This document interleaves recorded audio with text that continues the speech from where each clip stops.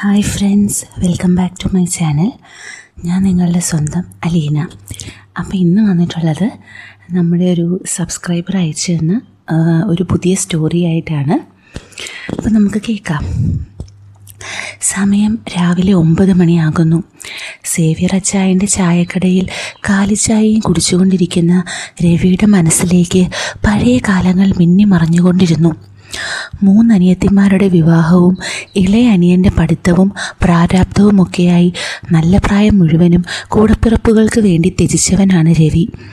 അനിയത്തിമാരെയെല്ലാം നല്ല നിലയിൽ കെട്ടിച്ച് വിട്ടുകഴിഞ്ഞ് സ്വതന്ത്രനാകുമ്പോൾ പ്രായം 40 കഴിഞ്ഞിരുന്നു. ഇനിയൊരു വിവാഹം ഒരിക്കലും നടക്കാത്ത കാര്യമാണ്. ഒരു അനിയനുള്ളതിനെ കൂടി ഒരു കരയ്ക്കടുപ്പിക്കണം. അതുമാത്രമായിരുന്നു രവിയുടെ ചിന്ത. പക്ഷേ സ്നേഹനിധികളായ അനിയത്തിമാർ വെറുതെ ഇരിക്കാൻ തയ്യാറല്ലായിരുന്നു.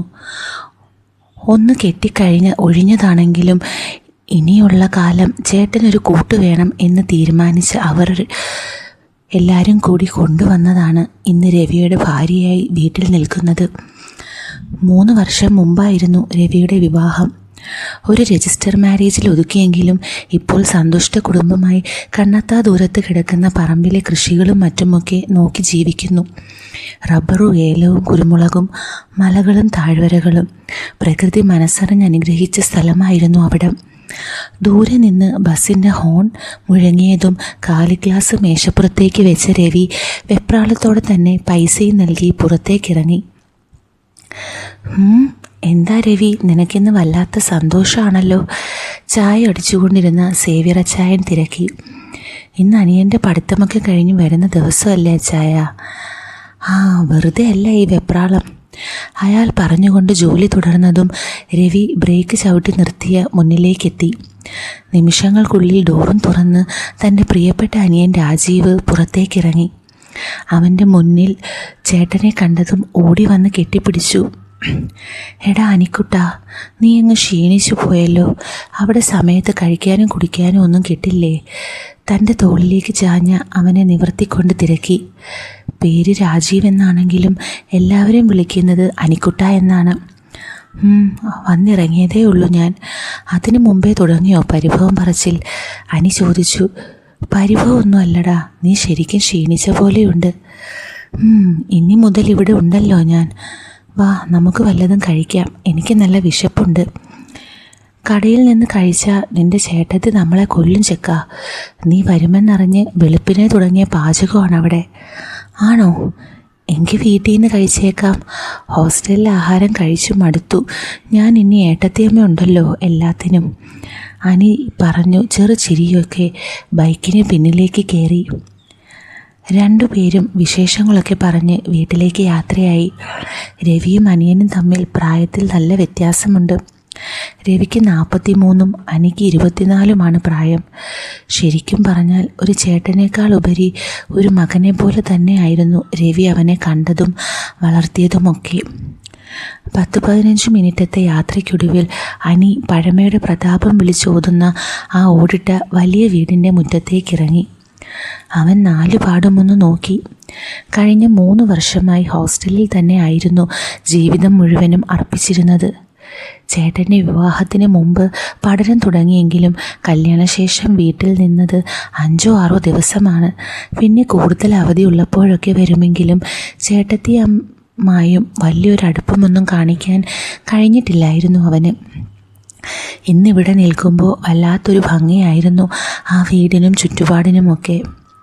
എടി സിന്ധു, ഇതാരാ വന്നേക്കുന്നതെന്ന് നോക്കിയേ നീ? രവി സന്തോഷമടക്കാനാവാതെ വണ്ടിയിൽ നിന്നിറങ്ങി ഉച്ചത്തിൽ പറഞ്ഞു. അവളിപ്പോഴും അടുക്കളയിൽ തന്നെ ആണെന്നാണ് തോന്നുന്നത്. അയാൾ ചിരിച്ചുകൊണ്ട് അവനെ നോക്കി. 2 പേരും ചെറുചിരിയോടെ അകത്തേക്ക് കയറിയതും കയ്യിൽ ഒരു തവിയും പിടിച്ചുകൊണ്ട് വെപ്രാളത്തോടെ സിന്ധു വാതിൽക്കലേക്ക് വന്നു. അനിക്കുട്ടനെ കണ്ടതും അവളുടെ കണ്ണുകളൊന്ന് വിടർന്നു. മുഖത്ത് സന്തോഷവും വല്ലാത്തൊരു പരവേശവും അവൾക്ക് അനുഭവപ്പെട്ടു. ആദ്യമായല്ല അവനെ കാണുന്നതെങ്കിലും ഇത്രയധികം സന്തോഷിച്ചൊരു നിമിഷം വേറെ ഇല്ലായിരുന്നു ജീവിതത്തിൽ. സിന്ധുവിനെക്കുറിച്ച് പറയുകയാണെങ്കിൽ അവളുടെ 2ാം വിവാഹമായിരുന്നു രവിയുമായി. 20-ാം വയസ്സിൻ്റെ തിളപ്പിൽ ഒരു ഓട്ടോക്കാരനുമായി ആയിരുന്നു അവളുടെ ആദ്യ വിവാഹം. വിവാഹമല്ല, ഒളിച്ചോട്ടം. 2 വർഷത്തെ ദാമ്പത്യം, കെട്ടിയോൻ്റെ കള്ളുകുടിയും അത് കഴിഞ്ഞ് വന്നുള്ള തല്ലും സഹിക്കവയ്യാതെ അവൾ രക്ഷപ്പെടുകയായിരുന്നു അവിടെ നിന്നും. പിന്നീടുള്ള ജീവിതം ശരിക്കും അടച്ചിട്ട മുറിക്കുള്ളിൽ തന്നെ ആയിരുന്നു വർഷങ്ങളോളം. അങ്ങനെയാണ് രവിയുടെ അനിയത്തിമാരുടെ കണ്ണിൽ സിന്ധു വന്നു പെടുന്നതും പിന്നീട് അത് വിവാഹത്തിലേക്ക് വഴിവെക്കുന്നതും. കഴിക്കാൻ ആഹാരവും മനസമാധാനവുമുള്ള ജീവിതവും അവളുടെ ജീവിതത്തിലേക്ക് വന്നതും ആ പഴയ മൂകതയും അലസതയുമൊക്കെ അവളിൽ നിന്ന് വിട്ടകന്നു. ശരിക്കും ആര് കണ്ടാലും നോക്കി നിന്നു പോകുന്ന സുന്ദരിയെപ്പോലെ ആയിരുന്നു. 3 പേരും സംസാരിച്ചുകൊണ്ട് അകത്തേക്ക് കയറി.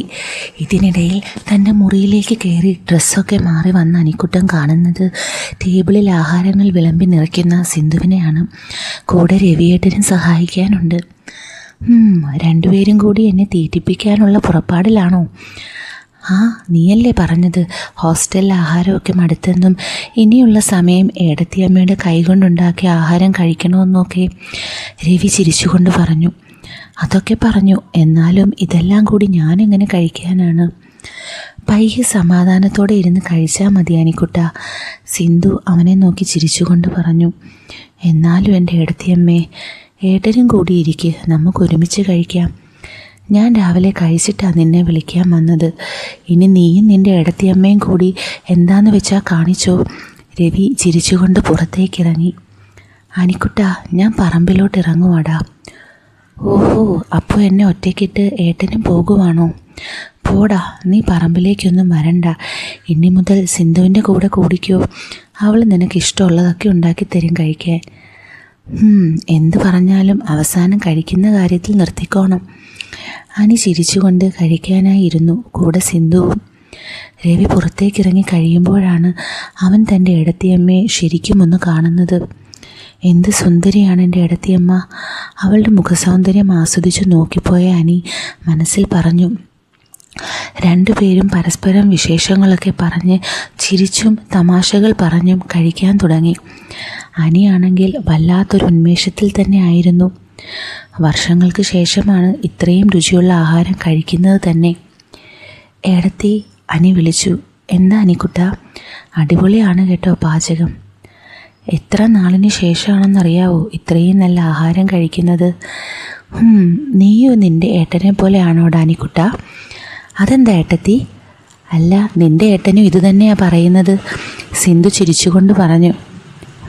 ഏട്ടനല്ല ഞാൻ, എനിക്ക് ശരിക്കും ഇഷ്ടമായി ഏടത്തിയുടെ പാചകം. സിന്ധു അവനെ നോക്കി വശ്യമായി ഒന്ന് ചിരിച്ചു. എന്നിട്ട് കഴിച്ച പാത്രങ്ങളും എടുത്തുകൊണ്ട് അടുക്കളയിലേക്ക് നടന്നു. അനിയാണെങ്കിൽ വയറ് നിറഞ്ഞിട്ട് അനങ്ങാൻ പോലും വയ്യാതെ കയ്യും കഴുകി റൂമിലേക്ക് നടന്നു. എന്നാൽ അടുക്കളയിലേക്ക് പോയ സിന്ധു വല്ലാത്തൊരു വെപ്രാളത്തിൽ തന്നെയായിരുന്നു. അവളുടെ ശരീരമാകെ ചൂട് പിടിക്കാൻ തുടങ്ങി.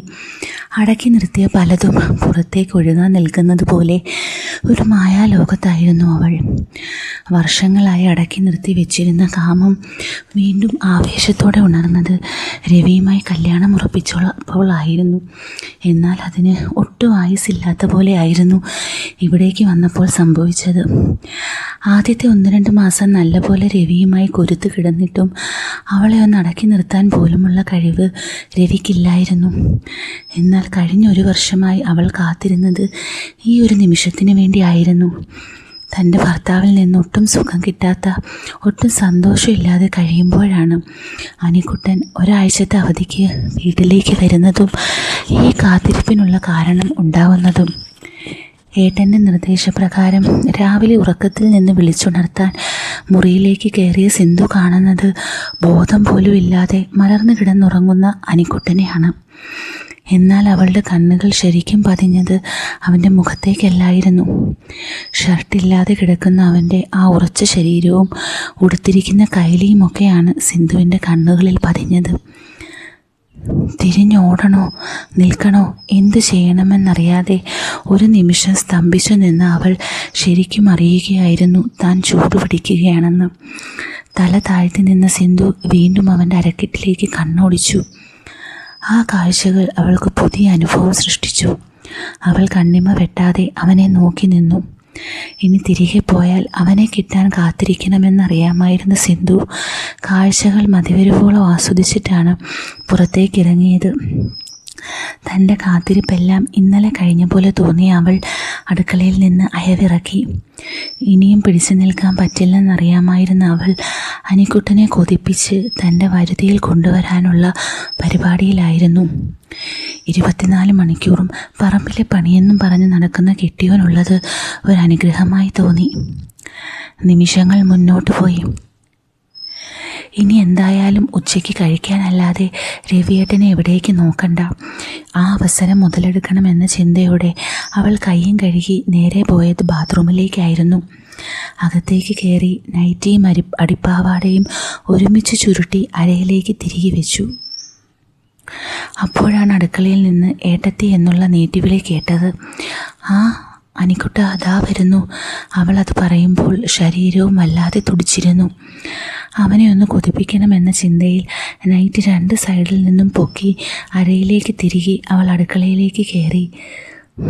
ഏട്ടത്തി പുറത്തായിരുന്നോ? ആ എന്താടാ മോനെ വിളിച്ചത് നീ? ഒന്നുമില്ല ഏട്ടത്തി, ഞാൻ നോക്കിയപ്പോൾ കണ്ടില്ല, അതാ വിളിച്ചത്. ഇപ്പം ഞാൻ വന്നില്ലേ? അവൾ വശ്യമായി ചിരിച്ചുകൊണ്ട് പാത്രങ്ങൾ കഴുകാൻ തുടങ്ങി. എടാ അനിക്കുട്ട, ഇന്ന് വന്നപ്പോഴേക്കും നീ ഒറ്റയ്ക്കിരുന്ന് മടുത്തോ? ഞാനോ? എൻ്റെ ഏട്ടത്തിയുള്ളപ്പോൾ ഞാൻ എന്തിനാ റൂമിൽ കയറിയിരിക്കുന്നത്? അതാണോടാ നീ വിളിച്ചത്? പിന്നല്ലാതെ, ഏട്ടൻ ജോലിക്കിറങ്ങി. ഇവിടെ ഇനി ഏടത്തിയമ്മയെ നോക്കാൻ ഞാനല്ലേ ഉള്ളൂ. ഓ, എന്താടാ, എന്നെ ആരെങ്കിലും തട്ടിക്കൊണ്ടു പോകുമെന്ന് പേടിച്ചാണോ? അങ്ങനെയും വേണേ പറയാം. അനി ചിരിച്ചുകൊണ്ട് തല ഉയർത്തുമ്പോൾ കാണുന്നത് സിന്ധുവിൻ്റെ മുഴുത്ത പിൻഭാഗമായിരുന്നു. ഒറ്റ നോട്ടത്തിൽ തന്നെ അവൻ്റെ തൊണ്ടയൊന്ന് വരണ്ടു. എന്നാലും ഒരു ഉറപ്പില്ലല്ലോ ചെറുക്കാൻ നിനക്ക്. എന്തിന്? ഞാൻ പറഞ്ഞത് സത്യമല്ലേ? എനിക്ക് ഇത്രയും സുന്ദരിയായ ഏട്ടത്തിയമ്മയല്ലേ കിട്ടിയത്. അപ്പോൾ ഞാനും നോക്കണ്ടായോ നല്ല പോലെ? നോക്കിക്കോ, ഇത്രയും നാൾ നിൻ്റെ ഏട്ടനല്ലേ നോക്കിയത്, ഇനി മുതൽ അനിയനും കൂടി നോക്കിക്കോ. അവൾ കുരുങ്ങി ചിരിച്ചുകൊണ്ട് അടുത്ത ജോലിയിലേക്ക് മുഴുകി. അതല്ലേ ഏട്ടത്തി ഞാൻ കാവലിരിക്കാൻ വന്നത്. പിന്നെ ഏടത്തിയുടെ പാചകവും നല്ലപോലെ കാണാമല്ലോ. കണ്ടാൽ മാത്രം മതിയോടാ അനിക്കുട്ട, പഠിക്കണ്ടായോ ഇതൊക്കെ? അവൾ അവനോട് വശ്യമായ രീതിയിൽ സംസാരിച്ചു. എന്നാൽ അനിക്കുട്ടൻ്റെ നോട്ടം ഇപ്പോഴും അവളുടെ കൊഴുത്ത പിന്നരകിൽ തന്നെ ആയിരുന്നു. കോളേജിലും പുറത്തുമൊക്കെ ഒരുപാട് സുന്ദരിമാരെ കണ്ടിട്ടുണ്ടെങ്കിലും അതിൽ നിന്നുമൊക്കെ വ്യത്യസ്തമായിരുന്നു സിന്ധുവേട്ടത്തി. ഏട്ടൻ്റെ ഭാര്യയായി ഇവിടേക്ക് വന്നിട്ട് വർഷം 3 ആയെങ്കിലും ഇത്രയും അടുപ്പം കാണിക്കുന്നതും അടുത്തു നിന്ന് സംസാരിക്കുന്നതുമൊക്കെ ആദ്യമായിട്ടായിരുന്നു. ആ ഒരു വിറയൽ അവൻ്റെ ഉള്ളിലും നല്ലപോലെ ഉണ്ടായിരുന്നു. താൻ ഇന്നുവരെ മോശമായി കാണാത്ത ഏട്ടത്തിയെ അങ്ങനെ കാണാനും മനസ്സിൽ പ്രതിഷ്ഠിക്കാനുമുള്ള വല്ലാത്തൊരു വെപ്രാളത്തിലായിരുന്നു അനിക്കുട്ടൻ. എന്താടാ ഒന്നും മിണ്ടാത്തത്? ഞാൻ പറഞ്ഞത് കേട്ടില്ലെന്നുണ്ടോ നിൻ്റെ ഏട്ടനെ പോലെ? സിന്ധു ചോദിച്ചു. ഏട്ടനല്ലല്ലോ ഏട്ടത്തി ഞാൻ. പഠിപ്പിക്കാൻ ആളുണ്ടെങ്കിൽ പഠിക്കാൻ ഞാൻ ഇപ്പോഴേ റെഡിയാണ്. ഏട്ടത്തി ഒറ്റയ്ക്ക് കിടന്ന് കരിയും പുകയും കൊള്ളണ്ടല്ലോ. നിനക്കെങ്കിലും തോന്നിയല്ലോ അത്. പിന്നെ സഹായിക്കൊന്നും വേണ്ട കേട്ടോ, ഇതുപോലെ എന്നും അടുത്തുണ്ടായാൽ മതി.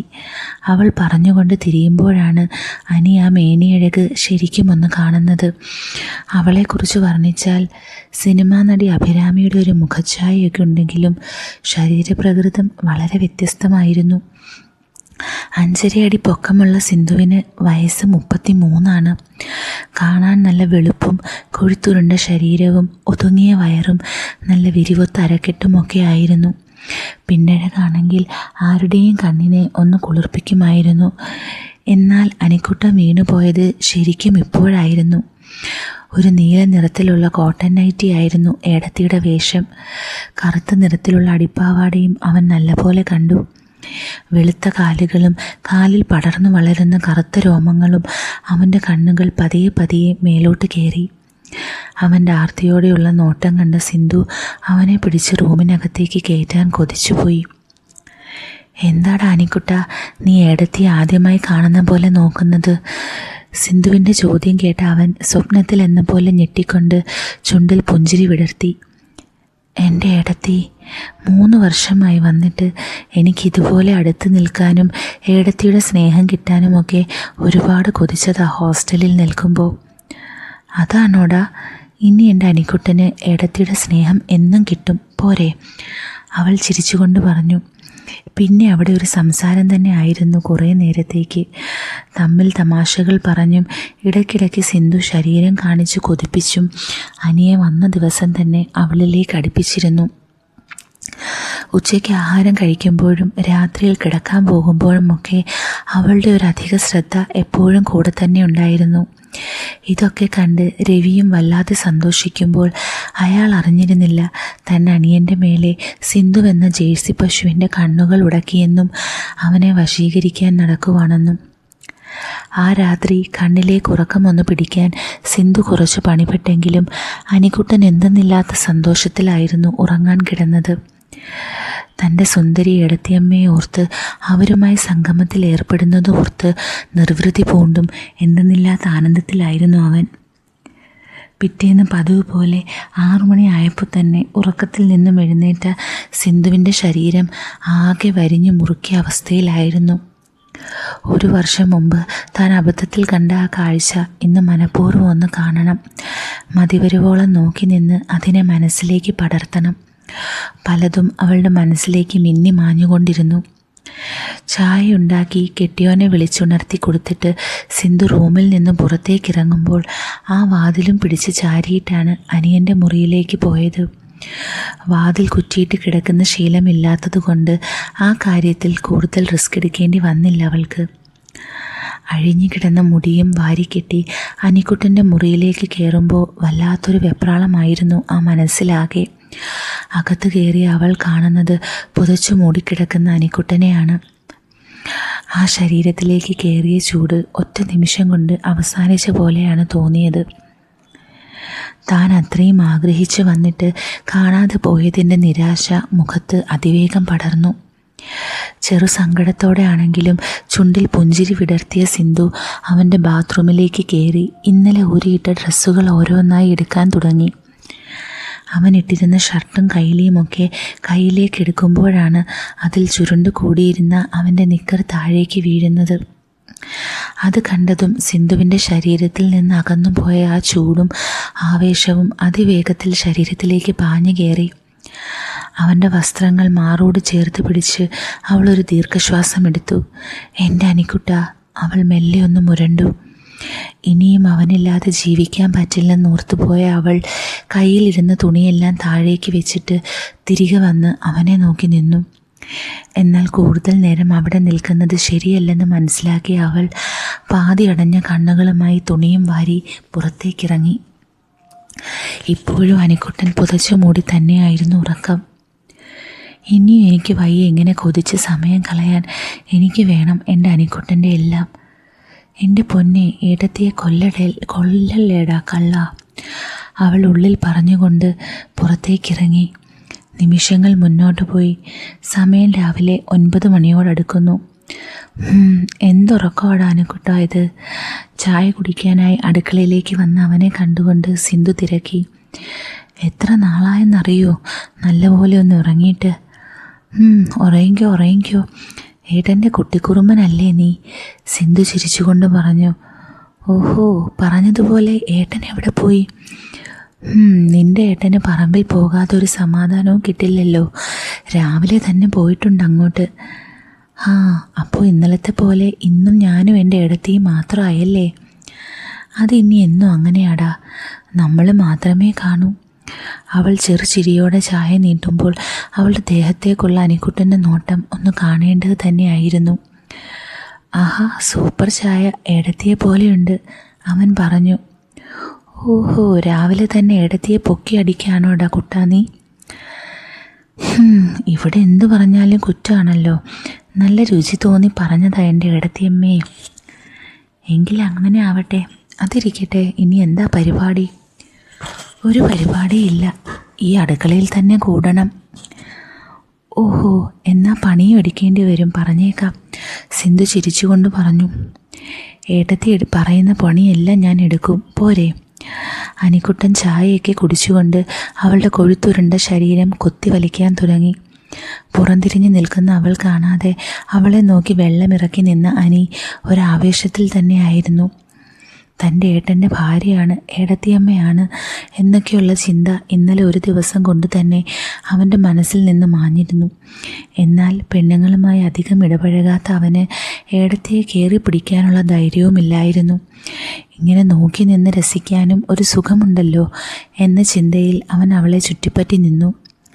എടാ അനിക്കുട്ട, എന്തായാലും നീ ഏടത്തിയെ സഹായിക്കാൻ വന്നതല്ലേ, ഈ തേങ്ങയൊന്ന് തിരികിത്താ, സിന്ധു അവനിട്ടൊരു പണി കൊടുക്കാൻ എന്ന പോലെ പറഞ്ഞു.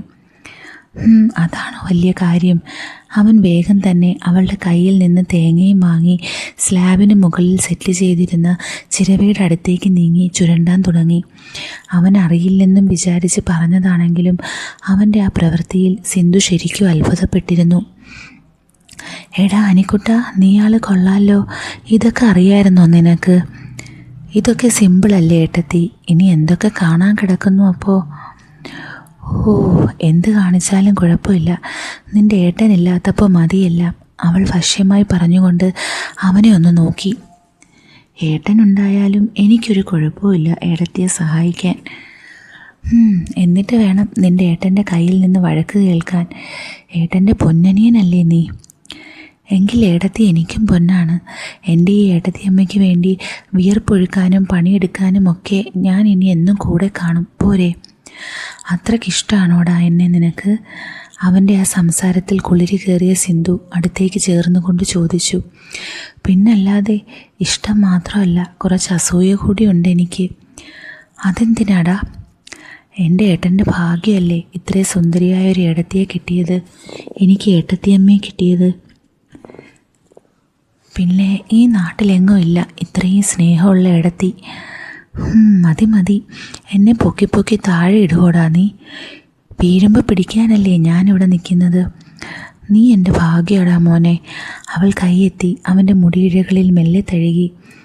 അതെ, നടുവിൽ നിന്ന് മാത്രം ചുരണ്ടിയാൽ പോരാ, സൈഡിൽ നിന്നും ചുരണ്ടണം അങ്ങോട്ട്. അതൊന്നും എനിക്കറിയില്ല ഏട്ടത്തി, ഏട്ടത്തി കാണിച്ചാൽ മതി, ഞാൻ ചെയ്തോളാം.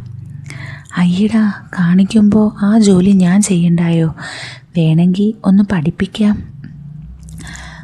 അത് മതി, സമയം കളയാതെ പഠിപ്പിക്കാൻ നമുക്ക് എന്നെ ഒന്ന്. എൻ്റെ അമ്മയെ, എന്ത് വെപ്രാളമായി ചെറുക്കന്! വന്നു വീണ അവസരം ഒട്ടും പാഴാക്കാതെ അവൻ്റെ പിന്നിലേക്ക് നീങ്ങിയ സിന്ധു പിറകിൽ നിന്നുകൊണ്ട് രണ്ട് കൈകളും അവൻ്റെ ഇരു സൈഡിലൂടെ ഇട്ട് കൈകൾക്ക് മുകളിൽ പിടിച്ചു. കൈകൾ തമ്മിൽ അമർന്ന ആ നിമിഷം മിന്നലേറ്റ പോലെ ആയിരുന്നു ഇരുവർക്കും തോന്നിയത്. സിന്ധു അവനെ നല്ലപോലെ രസിപ്പിക്കാനുള്ള പരിപാടിയിൽ തന്നെ ആയിരുന്നു. മെല്ലെ ചിരിച്ചും ചെറിയ തമാശകൾ പറഞ്ഞും അവൻ്റെ പിന്നിൽ നിന്ന് തേങ്ങ ചുരണ്ടാൻ പഠിപ്പിക്കുമ്പോൾ ജൂനിയർ അനിക്കുട്ടൻ കിടന്ന് പുളയുകയായിരുന്നു.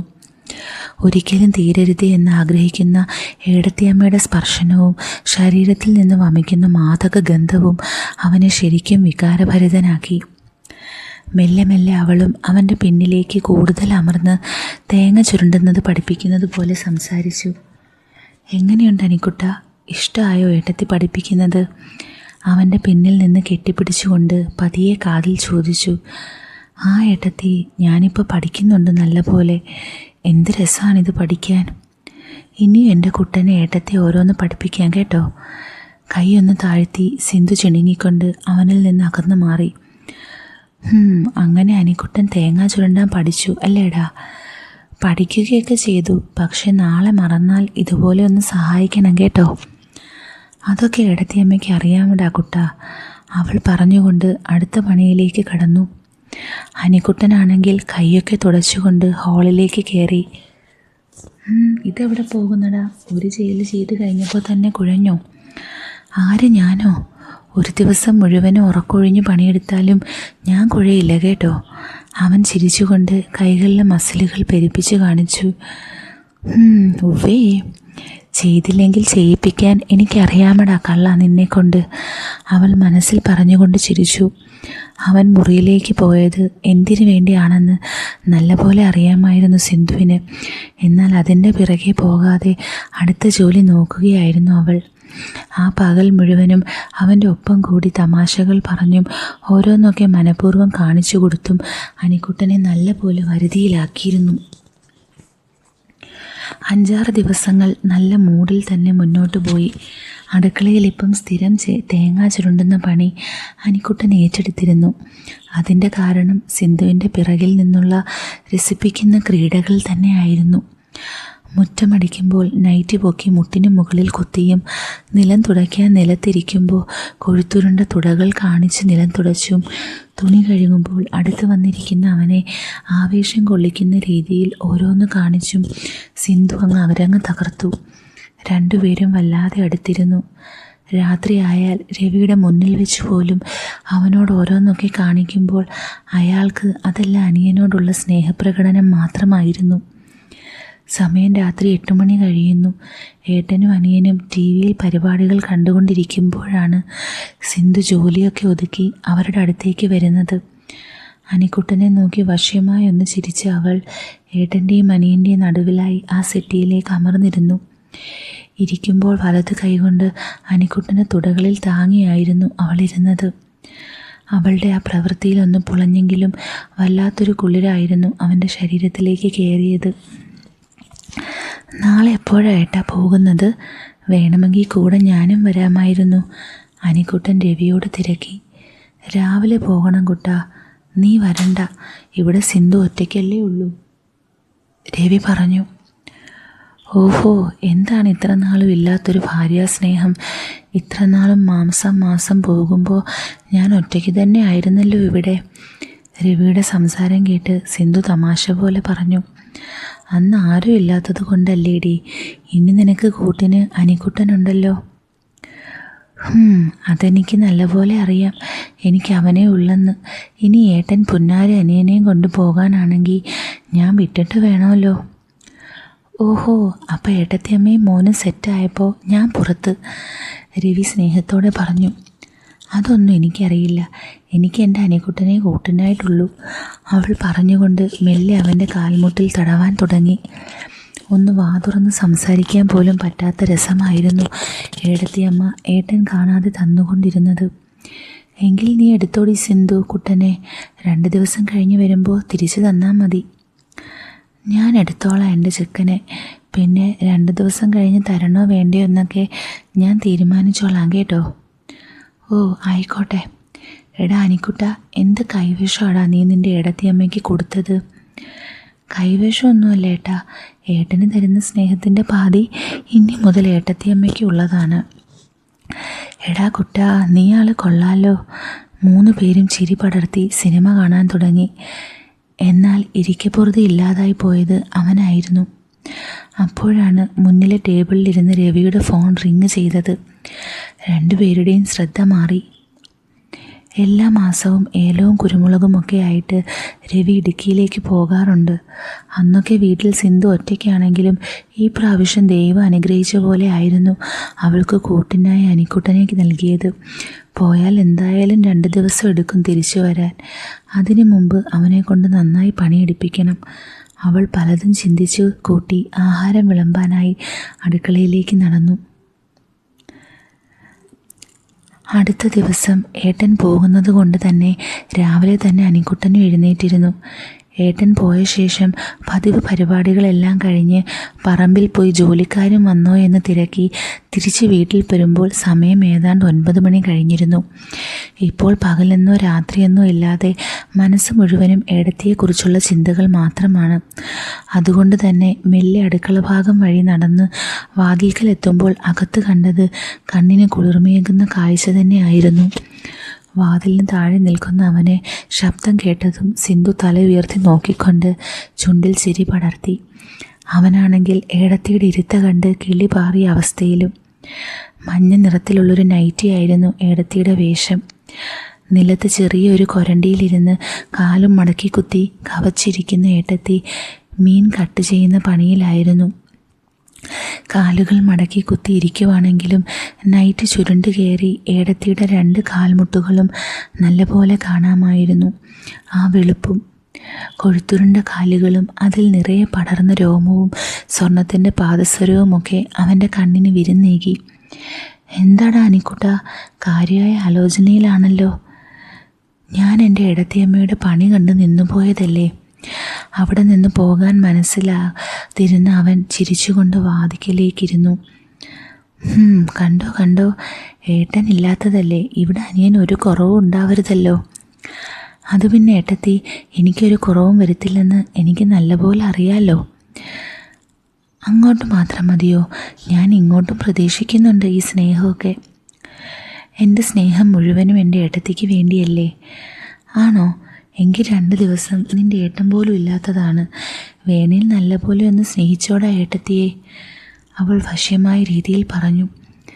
ഏട്ടനില്ലാത്തതിൻ്റെ ഒരു കുറവും കാണിക്കാതെ ഞാൻ നോക്കിക്കോളാം, പോരെ?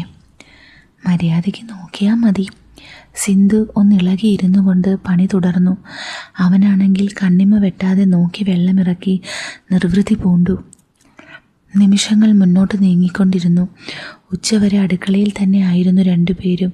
ചിരിയും കളിയും തമാശകളും ഒക്കെയായി കൂടിയതെങ്കിൽ ഉച്ച കഴിഞ്ഞ് നിലം തുടയ്ക്കാനും തുണികൾ കഴുകാനുമൊക്കെ പതിവില്ലാതെ അനിക്കുട്ടനും കൂടെ കൂടിയിരുന്നു. ഇടയ്ക്കിടെയുള്ള ഏട്ടത്തിയുടെ ആ നോട്ടവും അടുത്ത് നിൽക്കുമ്പോൾ മൂക്കിലേക്ക് പാഞ്ഞു കയറുന്ന ആ ഗന്ധവുമൊക്കെ അവനെ മൂപ്പിച്ച് ഒരു പരുവമാക്കിയിരുന്നു.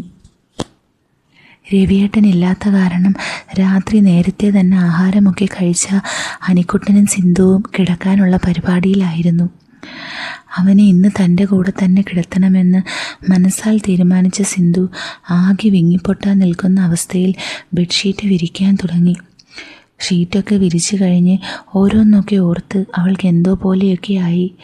അവൾക്ക് എങ്ങനെയെങ്കിലും അനിക്കുട്ടനെ കൂടി അടുത്ത് കിട്ടിയാൽ മതിയെന്നുള്ള ചിന്ത മാത്രമായി. ടിവിയും കണ്ടിരിക്കുന്ന അവൻ്റെ അരികിലേക്ക് കുണുങ്ങി എത്തിയതും അവൻ തല ഉയർത്തി അവളെ അടിമുടിയൊന്ന് നോക്കി. എടാ അനിക്കുട്ട, ഉറങ്ങണ്ടായോ? ആ ഏട്ടത്തി. അവൻ ചെറുചിരിയോടെ ചാടി എഴുന്നേറ്റ് TV ഓഫ് ചെയ്തതും സിന്ധു വാതിൽക്കലേക്ക് വന്ന് പുറത്തേക്കൊക്കെ ഒന്ന് നോക്കി. നല്ല മഴ വരുന്നുണ്ട് അനിക്കുട്ട, ഇന്ന് നീ എൻ്റെ കൂടെ കിടന്നാൽ മതി കേട്ടോ. അയ്യോ, അതൊന്നും കുഴപ്പമില്ല ഏട്ടത്തി, ഞാൻ എൻ്റെ മുറിയിൽ കിടന്നോളാം, വെപ്രാളത്തിൽ അവൻ സിന്ധുവിനോട് പറഞ്ഞു. അവൻ്റെ പരുങ്ങൽ കണ്ടപ്പോഴേ കാര്യം മനസ്സിലാക്കി അവൾ മെല്ലെ ഒന്ന് ചിരിച്ചു. എടാ, മഴയും പിടിച്ച് നിന്നെ ഒറ്റയ്ക്ക് കിടത്തിയെന്ന് ഏട്ടനറിഞ്ഞാൽ എന്നെ കൊല്ലും. അങ്ങനെയാണോ? എങ്കിൽ ഇന്ന് എൻ്റെ ഏടത്തിയമ്മയുടെ കൂടെ തന്നെ കിടന്നേക്കാം, പോരെ? 2 പേരും ചിരിച്ചുകൊണ്ട് ഹാളിലെ ലൈറ്റ് ഓഫ് ചെയ്ത് ബെഡ്റൂമിലേക്ക് കയറി. പുറത്താണെങ്കിൽ മഴ പെയ്യാനും. അവൾ ചിരിച്ചുകൊണ്ട് വാതിൽ ചാരുമ്പോൾ ബെഡിലേക്കിരുന്ന അനിക്കുട്ടൻ ഇട്ടിരുന്ന ഷർട്ട് ഊരി മാറ്റി ഭിത്തിയോട് ചേർന്ന സൈഡിലേക്ക് കയറി കിടന്നിരുന്നു. ഏട്ടൻ്റെ സ്വഭാവം അനിയനുമുണ്ടോ? എന്താ ഏട്ടത്തി? അല്ല, നിൻ്റെ ഏട്ടനും ഇങ്ങനെ രാത്രി കിടക്കുമ്പോൾ ഷർട്ടിടില്ല. ഞാനും അങ്ങനെ ശീലിച്ചു പോയി ഏട്ടത്തി. അവൻ ചിരിച്ചുകൊണ്ട് പറയുമ്പോൾ സിന്ധുവിൻ്റെ ആ നോട്ടമൊന്ന് കാണേണ്ടതായിരുന്നു ആ ഉറച്ച ശരീരത്തിലേക്ക്. മെല്ലെ ലൈറ്റ് ഓഫാക്കി ബെഡിലേക്ക് കയറി കിടന്ന സിന്ധു മലർന്ന് കിടന്നുകൊണ്ട് ഇടം കണ്ണിട്ട് അവനെ തന്നെ നോക്കി. അനിക്കുട്ടനും മലർന്ന് തന്നെയാണ് കിടക്കുന്നതെങ്കിലും 2 പേർക്കുമിടയിൽ ഒരാളിന് കൂടി കിടക്കാനുള്ള ഗ്യാപ്പ് ഉണ്ടായിരുന്നു. പെട്ടെന്നാണ് പുറത്തു പെയ്യുന്ന മഴയുടെ കൂടെ ഒരു മിന്നൽ വെളിച്ചം റൂമിലേക്ക് പാഞ്ഞു വന്നത്. ഇരുട്ടിൽ മേലേക്കൊന്ന് പൊങ്ങിയ സിന്ധു കാലിനടുത്ത് കിടന്നിരുന്ന പുതുപ്പ് വലിച്ച് മേലേക്ക് കയറ്റി. എടാ അനിക്കുട്ട, നല്ല മഴയാണ് പെയ്യുന്നത് പുറത്ത്. നീ പുതപ്പിനടിയിലോട്ട് കയറിക്കോ. ഇടിയും മിന്നലുമൊക്കെ ചെറിയ പേടിയുള്ള അവൻ കേട്ട പാടെ തന്നെ അടുത്തേക്ക് നീങ്ങി പുതപ്പിനടിയിലൂടെ സിന്ധുവിൻ്റെ പിന്നിലേക്ക് ചേർന്നു. ഒരു സൈഡിലേക്ക് ചരിഞ്ഞു കിടന്ന അവൾ പരമാവധി അനിയുടെ അടുത്തേക്ക് നീങ്ങിക്കിടക്കാൻ ശ്രമിച്ചു. ചേർന്ന് കിടക്കടാ മോനെ, അവൾ പരവേശത്തോടെ മെല്ലെ പറഞ്ഞതും അവൻ ആ മാതകമേനിയുടെ പിന്നിലേക്ക് ശരിക്കും അമർന്നിരുന്നു. അതവനിൽ വല്ലാത്ത വെപ്രാളമുണ്ടാക്കിയിരുന്നു. ഒരു പതർച്ചയോടെ നിൽക്കുന്ന അവനെ തന്നിലേക്ക് അടുപ്പിക്കാനായി സിന്ധു കുറച്ചുകൂടി പിന്നിലേക്ക് നീങ്ങി. എടാ അനിക്കുട്ട, നിനക്ക് കോളേജിൽ പ്രേമൊന്നും ഇല്ലായിരുന്നോടാ? അയ്യേ, എനിക്കെങ്ങും ഇല്ലായിരുന്നു. പഠിക്കാൻ പോലും സമയമില്ലായിരുന്നു. അപ്പോഴല്ലേ പ്രേമിക്കാൻ. നീയും കണക്കാണ്, നിൻ്റെ ഏട്ടനും കണക്കാണ്, സിന്ധു മുരടനയ്ക്ക് പറഞ്ഞു. ഏട്ടനെന്താ കുഴപ്പം? നിന്നെ പോലെ തന്നെ നിൻ്റെ ഏട്ടനും പ്രേമിക്കാൻ അറിയില്ല.